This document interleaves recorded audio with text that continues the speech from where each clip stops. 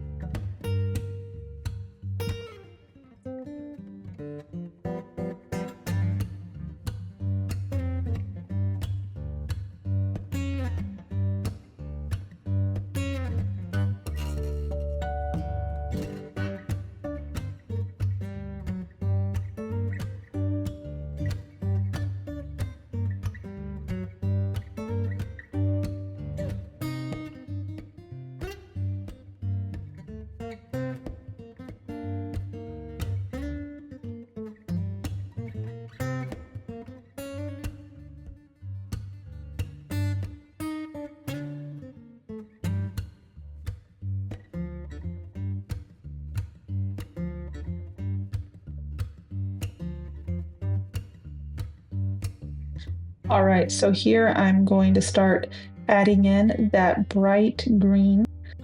Now I am going to build up several layers of color. This is just one. This is just one of the early ones.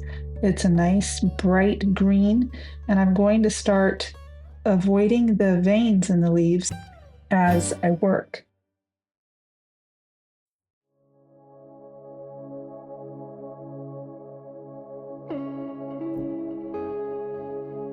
You can see I'm leaving a rough edge on that leaf, and then I'm just going to go in with a clean, damp brush just over the edge of that. That's called softening. So I softened that edge. And you can see in this leaf, well, if my hand wasn't in the way, you could see in this leaf that I am leaving a hard edge. Basically, for a soft edge, you go over it with a clean, damp brush to pick up some of that paint. And then for a hard edge, you just don't do that. You leave it the way it is, and it'll form a hard edge. You can see how I left the vein there. I just went with a darker color around where I wanted to preserve that light, and voila, I have a vein in my leaf.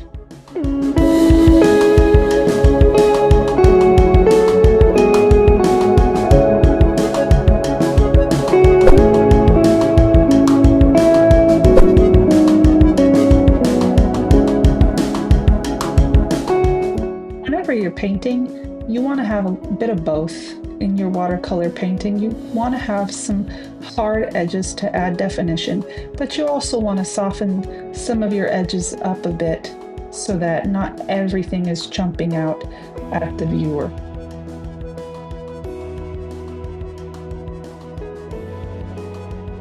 Now I'm just going to go through and I'm going to add this waxy green color to all the leaves wherever it's in the shadow. And again, I'm using negative painting. That means I'm going with the darker color around those veins.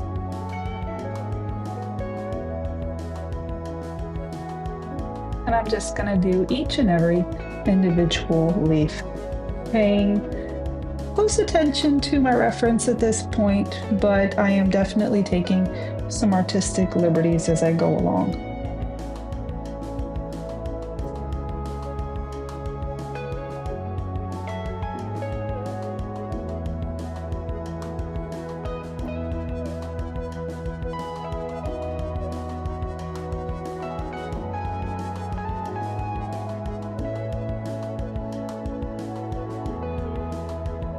Pretty sure this is a forest green by Sennelier. That palette there has multiple brands in there. I'm not loyal to any one brand. I buy some of this and some of that, but I'm pretty sure that was my forest green.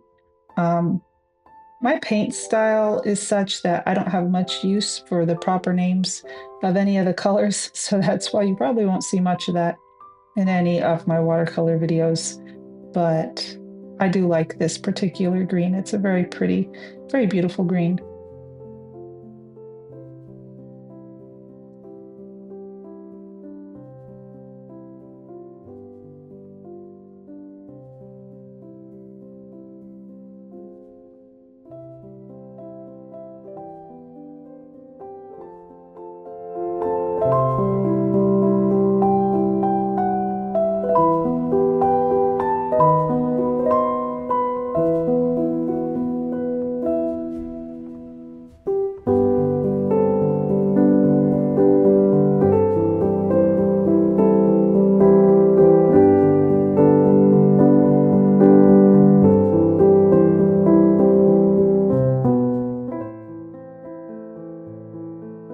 As I go through and do the berries, I'm pretty much following the exact same strategy. Now remember, I've already preserved all my whites, all the bright highlights with that blue paste.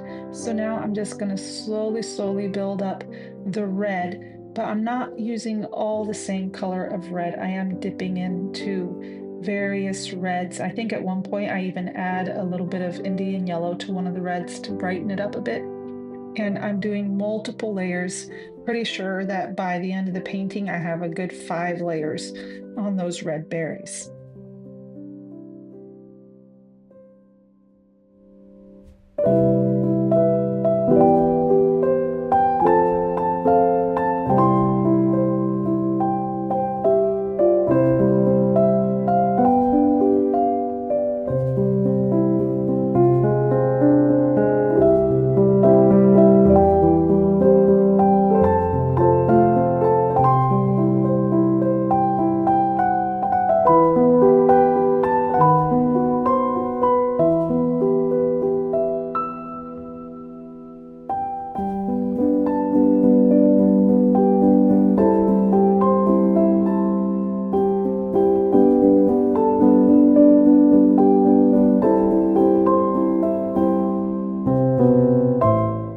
Do you see the color I'm using on that branch? It's a mix of green and I think yellow ochre is what I added to it. I have a confession to make. I'm not too crazy about the color brown. So a lot of times when I should technically be making something brown, I will make it some sort of a muddy looking green instead. I just like that better. But you do you. If you like brown, go ahead and use it. I don't use it too much.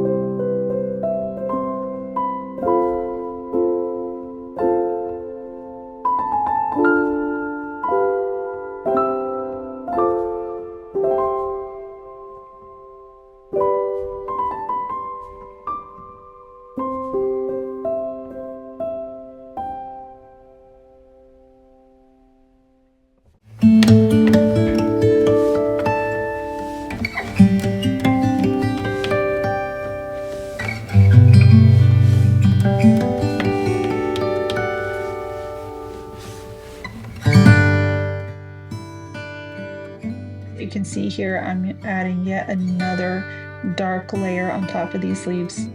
Whenever you're making any type of painting, really, but it's especially true in watercolor, you need to get the correct values. That means your lights need to be accurate, and even more importantly, your darks need to be dark enough. And I realized that my leaves just weren't quite there yet, so I'm going over with yet more paint to darken them up. But it's not very thick paint. Again, I'm keeping things a little bit transparent so that all those previous layers can shine through. This will also give me a richer color because I will have the various layers peeking through all that, and it'll give me just a more vibrant, richer result than if I went in with a very opaque paint from the very beginning.